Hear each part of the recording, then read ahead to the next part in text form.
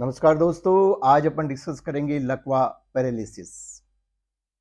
सबसे पहले तो ये समझने की कोशिश करेंगे लकवा क्या होता है। शरीर के किसी अंग का एकदम काम करना बंद कर देना, इसको लकवा बोलते हैं। ये लकवा आधे अंग में भी हो सकता है या बॉडी के किसी एक पार्ट में भी हो सकता है। जैसे आपका बोलना बंद हो जाए,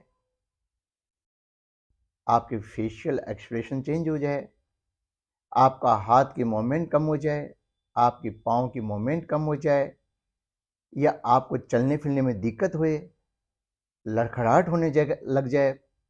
ऐसे लक्षण अगर एकदम आए तो इनका कारण लकवा हो सकता है।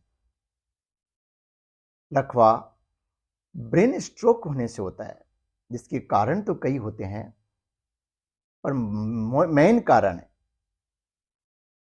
ब्रेन की धमनियों में थक्का जम जाना होता है। ये मेन कारण होता है जिसके कारण ब्रेन स्ट्रोक हो जाता है। ब्रेन को उसका पर्टिकुलर पार्ट को ब्लड मिलना बंद हो जाता है। ब्लड मिलना बंद हो जाता है तो ब्रेन का वो पर्टिकुलर पार्ट काम करना बंद कर देता है।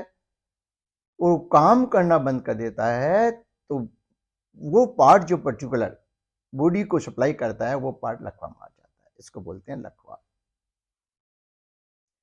लकवा आते ही क्या करना चाहिए, ये एक बहुत इंपॉर्टेंट बात होती है। जैसे ही आपके लकवा आ जाए या किसी परिजन के लकवा आ जाए या मिलने जुलने वाले के लकवा आ जाए, आप पेशेंट को झाड़ फूंक टोना टोटकों के चक्करों में ना पड़ के आप हॉस्पिटल लेके जाएं। अगर आप हॉस्पिटल लेके जाते हैं तो डॉक्टर उसका कारण मालूम कर लेगा और कारण मालूम करके उसका ट्रीटमेंट शुरू कर देगा, जिससे 90% से भी ज्यादा लकवा रिकवर हो जाता है और पेशेंट पहले की तरह नॉर्मल हो जाता है। इसमें कुछ गोल्डन आवर्स होते हैं, 4 से 6 घंटे।